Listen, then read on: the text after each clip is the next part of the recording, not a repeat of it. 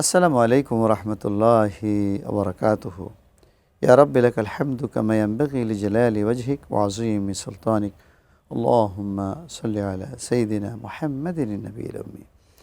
প্রিয় দর্শক, কাছে এবং দূরে বিশ্বজুড়ে যে যেখান থেকে আমাদেরকে দেখছেন, আপনাদের সকলকে স্বাগত জানাচ্ছি এটিএন নিউজের রমজানের বিশেষ আয়োজন বিআরবি কেবলস নিবেদিত ইসলামী জীবন অনুষ্ঠানে, পাওয়ার্ড বাই মুনতাহা স্টিল এবং স্পন্সরে রয়েছে এটিআই টাইলস। প্রিয় দর্শক, আজকের এই অনুষ্ঠানে আলোচনার জন্য আমরা একজন আলেমে দ্বীনকে স্বাগত জানিয়েছি। তিনি হচ্ছেন হযরত মাওলানা জসিমউদ্দিন মুহতামিম বিডি কোরআনের আলো তাহফিজুল কোরআন মাদ্রাসা, যাত্রাবাড়ি, ঢাকা। আসসালামু আলাইকুম ওয়া রাহমাতুল্লাহ। ওয়ালাইকুম আসসালাম রহমতুল্লাহি ওয়া বারাকাতুহু। মুহতারাম, কেমন আছেন? আলহামদুলিল্লাহ। সাহেব, আপনি কেমন আছেন? আলহামদুলিল্লাহ। তো আজকে আমরা যে বিষয়টা আলোচনা করব সেটি হলো, এই যে আমরা সমাজে বসবাস করি, এই সমাজে বসবাস করতে গেলে আমার নেইবার, আমার প্রতিবেশী রয়েছে, তো এই প্রতিবেশীর সাথে কেমন আচরণ করা উচিত? আল্লাহ রাব্বুল আলামিন পবিত্র কোরআনুল কারীমের ভিতরে বলেছেন, আবুদুল্লাহ ওয়ালা তুশরিকু বিহি শাইআ ওয়া বিল ওয়ালিদাইনি ইহসানা ওয়া বিযিল কুরবা ওয়াল ইয়াতামা ওয়াল মাসাকিন ওয়াল জারি যিল কুরবা ওয়াল জারিল জুনুবি ওয়াস সাহিবি বিল জামবি ওয়াবনিস সাবিল ফারিদাতাম মিনাল্লাহ আল্লাহু আলিয়্যুন হাকীম। মেহেরবানি করে যদি এটা বলতেন। আলহামদুলিল্লাহি রাব্বিল আলামিন ওয়াসসালাতু ওয়াসসালামু আলা সাইয়্যিদিল আমবিয়া ওয়াল মুরসালিন ওয়া আলা আলিহি ওয়া আসহাবিহি আজমাইন, আম্মা বা'দ। ফাআউযু বিল্লাহি মিনাশ শাইতানির রাজীম। বিসমিল্লাহির রহমানির রহিম। ইন্নাকা লাআলা খুলুকিন আযীম। আলহামদুলিল্লাহ, আল্লাহ পাকের লাখো কোটি শুকরিয়া যে আল্লাহ রাব্বুল আলামিন আমাকে আপনাকে সকলকে মুসলমানের ঘরে জন্ম দিয়েছেন, মুসলমান হতে পেরেছি, এজন্য আমরা সকলে আল্লাহর দরবারে শুকরিয়া বলছি আলহামদুলিল্লাহ। মুসলিম হলো এমন একটা বিষয় যে আল্লাহ রাব্বুল আলামিন সমস্ত ধর্ম অবলম্বনের মধ্যে মুসলমানদেরকে প্রাধান্য দিয়েছেন।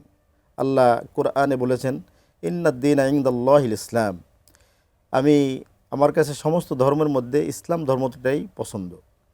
তা আল্লাহ রাব্বুল আলামিন এই মুসলমান বা ইসলাম ধর্মকে পছন্দ করেছেন, এর কারণ হলো যে মুসলমানরা নিয়ম নীতি এবং কোরআন এবং হাদিস অনুযায়ী তারা চলবে, তাদের জীবন ব্যবস্থা পরিচালনা করবে, যাতে করে তাদের মাধ্যমে তাদের পাড়া প্রতিবেশী বা আপনজন বা তাদের নিকটতম আত্মীয়, এদের সাথে কিভাবে আচরণ করতে হবে, কিভাবে ব্যবহার করতে হবে, সুন্দরভাবে আল্লাহ রাসূল সাল্লাল্লাহু আলাইহি ওয়াসাল্লাম তার হাদিসের মধ্যে সুন্দরভাবে বিশ্লেষণ করেছেন, আলোচনা করেছেন।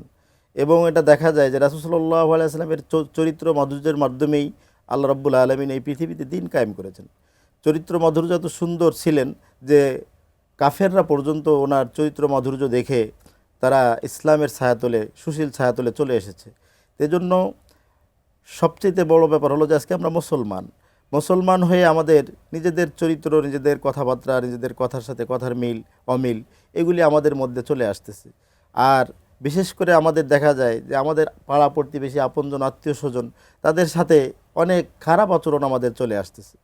যেরকমভাবে আমরা আমাদের আত্মীয় স্বজনের হক আদায় আমরা করি না, আমার আপন ভাই তার হক আমরা আদায় করি না। বিশেষ করে আপন ভাইয়ের হক তো আদায় করি না, সাথে সাথে পাড়া প্রতিবেশী যারা রয়েছে তাদেরও হক আমরা আদায় করি না।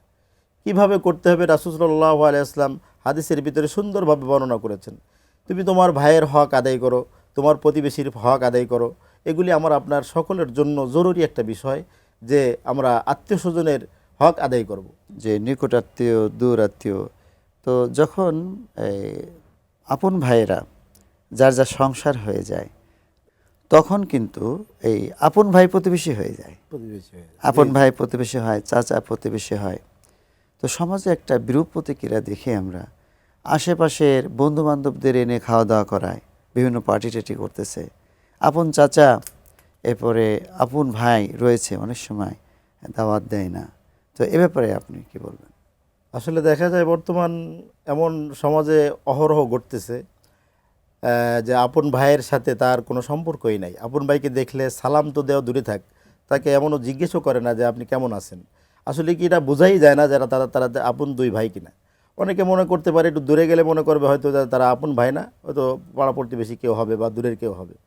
আপন ভাইয়ের সাথে আমাদের সম্পর্ক বর্তমানে এমন হয়ে গেছে যে আমি একটা কিছু ঘরের ভিতরে সুন্দর একটা জিনিস পাক করলাম, একটা বা দামি জিনিস পাকাইলাম, যেমন গোশ বা ভালো কিছু করলাম, তখন সেটা গোপনে কিভাবে ভাইয়ের ছেলে, বা ভাইয়ের মেয়ে বা ভাই, এরা কেউই যাতে না জানে, গোপনে আমি সেটা ঘরের ভিতর থেকে সুন্দরভাবে একা একা খেয়ে ফেলি।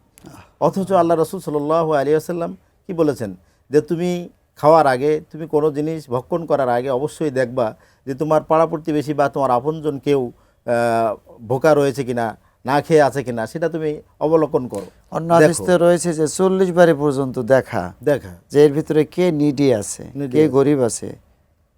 এরকমভাবে এই জন্য বর্তমান আল্লাহ রসুল সাল্লাল্লাহু আলাইহি ওয়াসাল্লাম অন্য এক হাদিসের ভিতরে বলছেন যে কাল কিয়ামতের ময়দানে দেখা যাবে যে তিনটা পুকুরের মধ্যে একটা পুকুর, মাঝখানে যে পুকুরটা, ওই পুকুরে পানি মানে একবারে কর্নারের পুকুরের পানিটা অন্য একেবারে কর্নারে যেয়ে পড়তেছে, মাঝখানে যে আরেকটা পুকুর আছে এই পুকুরে পানি পড়তেছে না।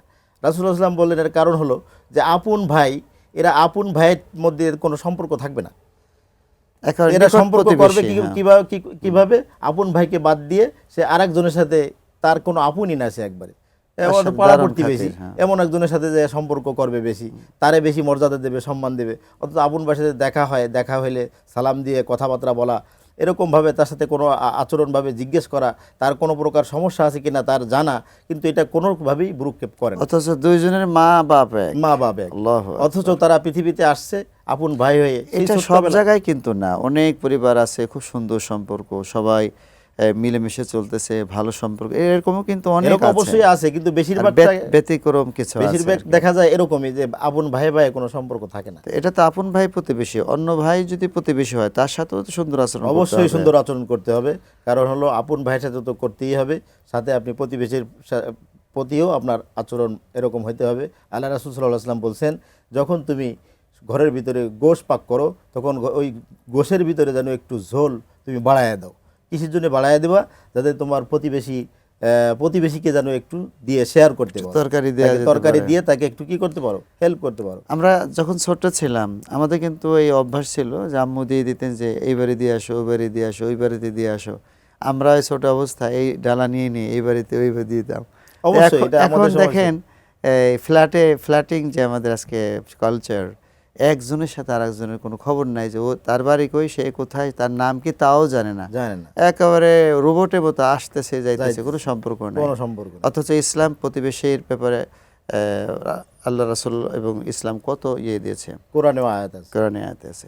মুহতারাম, আপনাকে অসংখ্য ধন্যবাদ আমাদের অনুষ্ঠানে সময় দেওয়ার জন্য। প্রিয় দর্শক, সূরাত নিসার ভিতরে একটি আয়াত রয়েছে যে ওয়াবুদুল্লাহ ওয়ালা তুশরিকু বিহি শাইআ ওয়া বিল ওয়ালিদাইনি ইহসানা ওয়া বিযিল কুরবা ওয়াল ইয়াতামা ওয়াল মাসাকিন ওয়াল জারি যিল কুরবা ওয়াল জারিল জুনুবি ওয়াস সাহিবি বিল জামবি ওয়া ইবনিস সাবিল। এখানে আছে তোমার নিকটাত্মীয়, পরাত্মীয়, এরপরে ক্ষণস্থায়ী প্রতিবেশী, যেমন বাসে বা কোনো জায়গায় পাশের যে প্রতিবেশী থাকে পাশের সিটের, তার সাথেও ভালো ব্যবহার করার জন্য আল্লাহ পাক বলেছেন। আসুন আমরা প্রতিবেশীর প্রতি সহানুভূতিশীল হই।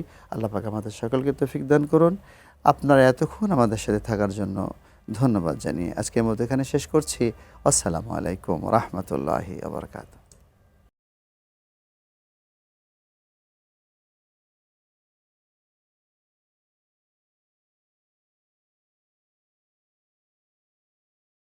সৌজন্যে BRB cable, powered by Montaha steel, co sponsor ATI tiles.